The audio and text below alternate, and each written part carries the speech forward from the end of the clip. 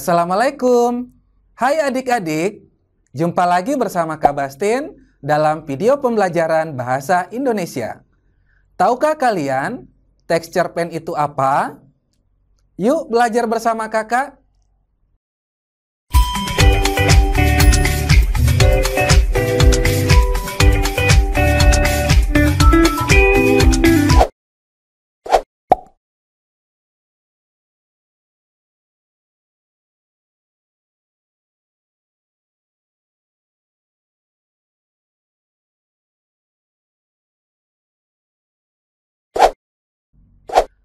Cerpen atau cerita pendek yaitu sebuah jenis karya sastra yang menggambarkan cerita atau kisah alur hidup manusia dalam bentuk tulisan yang ringkas dan jelas.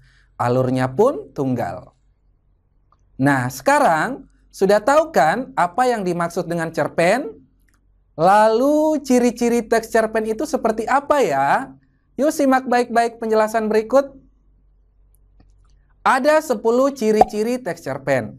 Yang pertama, memiliki proporsi penulisan yang lebih singkat dibandingkan dengan novel.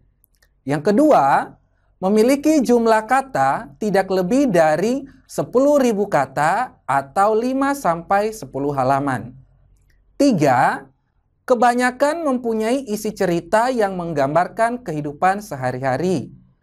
4, tidak mencerminkan semua kisah tokohnya. 5. Pemilihan katanya sederhana sehingga memudahkan para pembaca untuk memahaminya. 6. Bersifat fiktif. 7. Menceritakan satu kejadian saja dan menggunakan alur cerita tunggal dan lurus. 8. Pembacanya tidak membutuhkan waktu yang lama. Biasanya habis dibaca dalam satu kali duduk. 9. Memberikan pesan dan kesan yang sangat mendalam. Dan yang terakhir, hanya ada satu konflik dan satu penyelesaian. Adik-adik, selanjutnya kita akan membahas unsur-unsur dari teks cerpen. Kira-kira apa saja ya unsur-unsurnya? Yap, betul sekali. Unsur-unsur cerpen ada 2.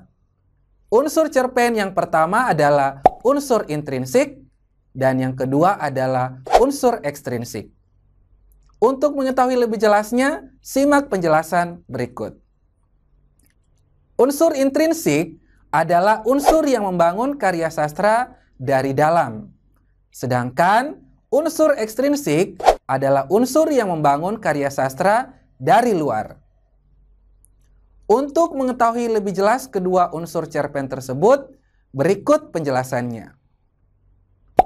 Unsur intrinsik teks cerpen terdiri dari tema, tokoh, penokohan, alur atau plot, latar atau setting, sudut pandang, gaya bahasa, dan yang terakhir, amanat.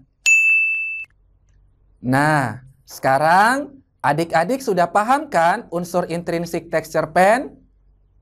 Selain unsur intrinsik, ternyata ada unsur ekstrinsiknya juga loh. Apa ya unsurnya? Yuk kita cari tahu. Unsur ekstrinsik teks cerpen. Yang pertama adalah nilai-nilai. Nilai-nilai yang terdapat dalam teks cerpen bisa berupa nilai agama, nilai moral, nilai sosial, dan nilai budaya. Kemudian, yang kedua adalah latar belakang penulis. Ada beberapa faktor yang mempengaruhi penulis. Di antaranya sebagai berikut. Ideologi negara, kondisi politik, kondisi sosial, dan kondisi ekonomi. Dan yang terakhir, unsur ekstrinsik teks cerpen adalah dari segi bahasa. Selanjutnya, struktur teks cerpen apa saja ya? Yuk kita cari tahu. Ada 3 struktur teks cerpen. Yang pertama adalah orientasi, yang kedua komplikasi, dan yang ketiga resolusi. Apa saja penjelasannya? Simak baik-baik. Orientasi pada cerpen berhubungan dengan waktu, suasana, dan tempat di dalam cerita pendek tersebut yang menjawab pertanyaan kapan, di mana, serta bagaimana. Lalu yang kedua, komplikasi. Pada bagian komplikasi adalah urutan kejadian yang dihubungkan secara sebab dan akibat. Karakter dan watak tokoh biasanya terlihat di struktur komplikasi ini yang menggambarkan plot cerita. Dan yang terakhir, resolusi. Pengertian resolusi adalah ketika pengarang mengungkapkan solusi terhadap masalah yang dialami tokoh dalam cerpen. Nah, adik-adik, selanjutnya kita akan membahas kaidah kebahasaan teks cerpen. Yuk, simak baik-baik. Ada 6 kaidah kebahasaan teks cerpen. Apa saja ya? Yuk simak baik-baik. Yang pertama adalah kata sifat. Yang kedua, kata keterangan. Ketiga, kalimat langsung dan tidak langsung. Keempat, gaya bahasa bersifat konotasi. Kelima, penggunaan bahasa tidak baku. Dan yang terakhir, menggunakan gaya bahasa perbandingan, pertentangan, pertautan, maupun perulangan. Nah, untuk lebih jelasnya, kita simak satu persatu ya penjelasannya. Kita mulai dari kata sifat. Apa sih kata sifat itu? Kata sifat yaitu kata yang dipakai untuk menjelaskan sifat atau kondisi suatu hal, baik pada makhluk hidup maupun benda mati, tempat, waktu, dan lain-lain. Contoh pemakaian kata sifat pada kalimat antara lain. Dia anak pendiam, tetapi dia bukan anak nakal. Selanjutnya, kamu memang sahabat terbaik saya. Contoh yang terakhir, ruang kelas tertata dengan rapi. Nah, adik-adik, dari ketiga contoh kalimat tersebut, dapat kita lihat bahwa terdapat kata sifat dalam teks tersebut. Selanjutnya, kata keterangan, yaitu kata yang digunakan untuk mendeskripsikan latar waktu tempat dan suasana. Sebagai contoh misalnya, di pagi hari yang cerah, di kebun bambu yang rimbun, dengan dedaunan, dan lain sebagainya. Yang ketiga, kalimat langsung dan tidak langsung. Apa ya pengertiannya? Kalimat langsung merupakan sebuah kalimat kutipan yang dilontarkan langsung oleh pembicara tanpa melalui perantara apapun. Sama persis dengan apa yang dikatakan oleh pembicara tersebut. Mari kita simak contoh kalimat langsungnya. Ayah menyuruh, tolong ambilkan kopi di meja itu. Selanjutnya, itu salahmu, kata Roni kepada Ani. Siapakah yang melempar kertas ini? Tanya Bu Guru. Selanjutnya, Joni berkata, aku ingin menjadi pilot suatu saat nanti. Nah, selanjutnya kita akan membahas kalimat tidak langsung. Apa sih kalimat tidak langsung itu? Kalimat tidak langsung merupakan kalimat yang berisikan pernyataan orang lain dalam bentuk kalimat. Seperti apa contohnya? Perhatikan kalimat berikut. Joni mengatakan, ia akan menungguku besok di depan rumah. Contoh yang lain, Ali mengatakan bahwa ia tidak mengerti materi yang disampaikan oleh Bu Rini tadi. Contoh terakhir, Ibu Guru mengatakan kita harus giat belajar agar menjadi anak yang pandai. Nah, adik-adik, dari contoh-contoh tersebut, kalian sudah pasti bisa membedakan contoh kalimat langsung dan contoh kalimat tidak langsung. Selanjutnya kita akan membahas gaya bahasa bersifat konotasi. Apa ya kalimat konotasi itu?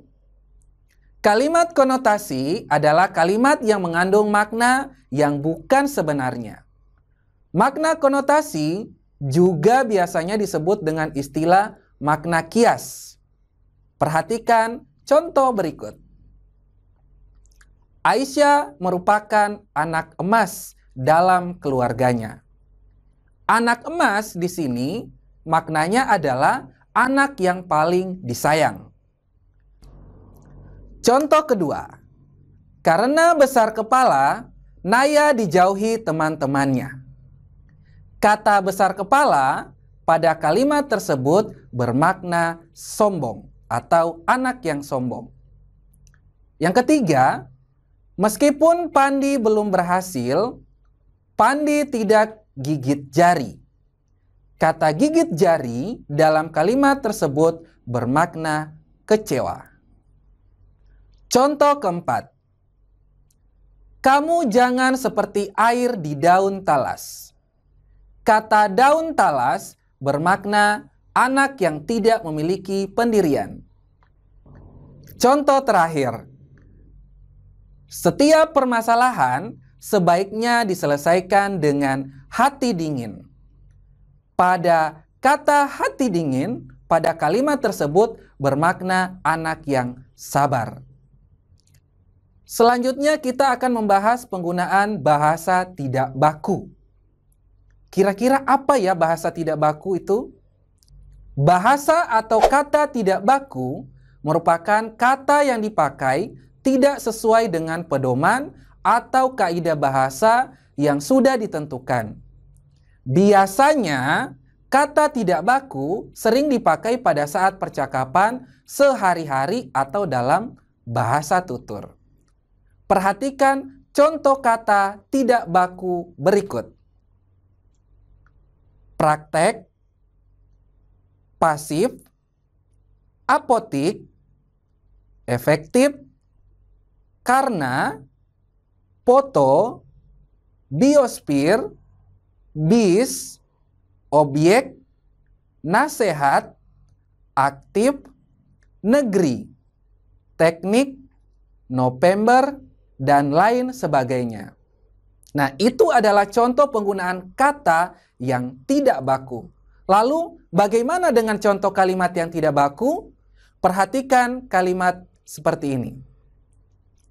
Saya membeli obat di apotik Enggal. Penggunaan kata apotik dalam kalimat tersebut tidak tepat. Harusnya menggunakan kata apotek. Selanjutnya, bagian terakhir pada penggunaan kaidah bahasa teks cerpen, yaitu penggunaan gaya bahasa. Dalam teks cerpen, biasanya digunakan berbagai macam majas atau gaya bahasa. Salah satunya seperti menggunakan gaya bahasa perbandingan, pertentangan, pertautan, maupun perulangan. Pada teks cerpen, kita akan selalu menjumpai gaya bahasa tersebut pada teks cerpen.